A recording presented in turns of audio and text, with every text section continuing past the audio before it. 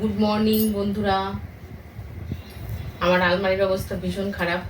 কদিন পরে আবার শীত আসছে, তাই শীতের পোশাকগুলো আবার বের করে আলমারি গোছাচ্ছি। তাই চারিদিকে ছড়িয়ে ছিটিয়ে এইগুলো এখন গোছাবো। রান্না বান্না কিচ্ছু হয়নি, আগে ঘর দুয়ার গোছাবো, তারপর রান্না করব। এই যে সব এক গাদা ইনফার্নো সব এক জায়গায় জমা করছি, গুছিয়ে যাচ্ছে।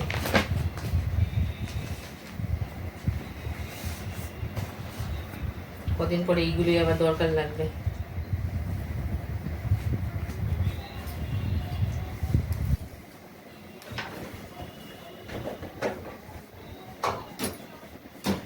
শীতের শুরুতে শীতের পোশাকগুলো বের করা, আবার সেগুলো শীতের শেষে আবার কেচে তোলা, এই এক ঝামেলা প্রত্যেকবার।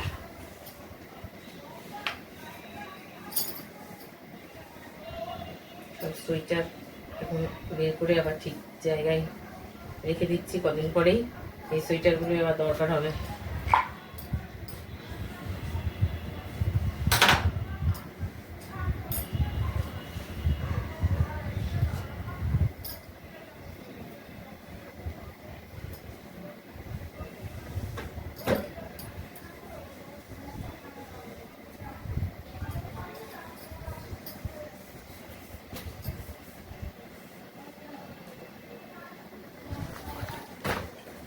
ঘর দুয়ারের অবস্থা খুব করুণ।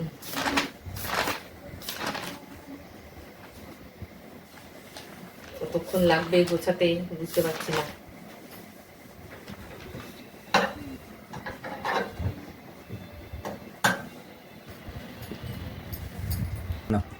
এই যে এই মাফলার দিয়ে টুপিগুলো গ্যাংটক থেকে কিনেছিলাম। এই যে খুবই সুন্দর, একটু পরে দেখাই। এখানে শীত পড়ে, সুন্দর না?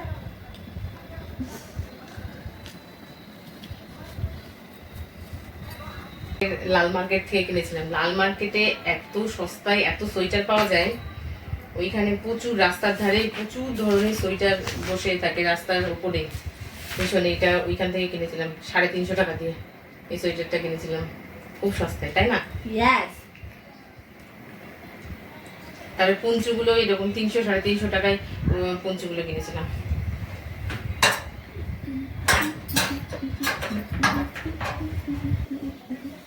যদি কেউ গ্যাংটক যাও তাহলে অবশ্যই এই শীতের পোশাকগুলো কিনবে। যে এইটাও 350 টাকা দিয়ে কিনেছিলাম।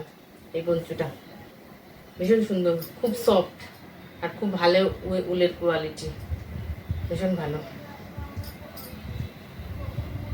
ওখানে পঞ্চু, সোয়েটার সব ধরনের জিনিস পাওয়া যায়, টুপি অ্যাভেলেবেল।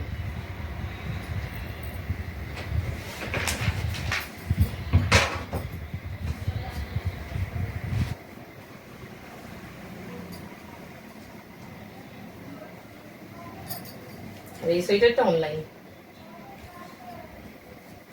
এটা ভালো। এই সোয়েটারটা ভীষণ সুন্দর, কটনের, পিওর কটন।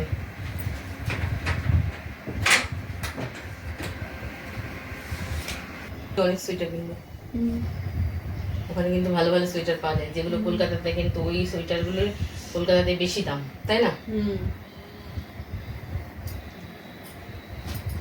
না, আমি কিন্তু ভাবছিলাম যে কলকাতার থেকে হয়তো ওখানে বেশি দাম নিচ্ছে, কিন্তু তা না। ওই 350 টাকা দামের সোয়েটারগুলো এখানে 600-700 টাকা দাম, প্রায় ডবল।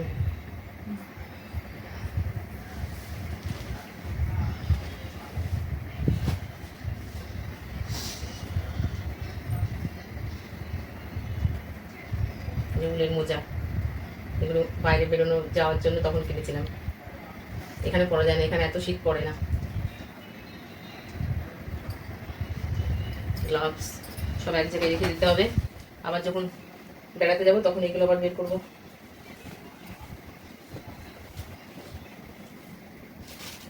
এই যে এই ব্লাউজটা আমি বানিয়েছিলাম, আমার বেনারসি ব্লাউজটা ছোট হয়ে গেছিল, তার জন্য এই ব্লাউজটা বানিয়েছিলাম।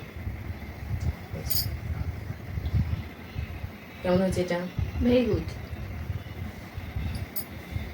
প্রিন্সেস কাট ব্লাউজ, Very beautiful.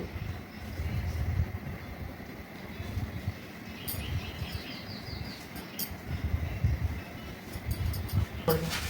কিন্তু আমি কালার ম্যাচ করছি না, এইসব কিছু পরে জানো না। ঠিক আছে।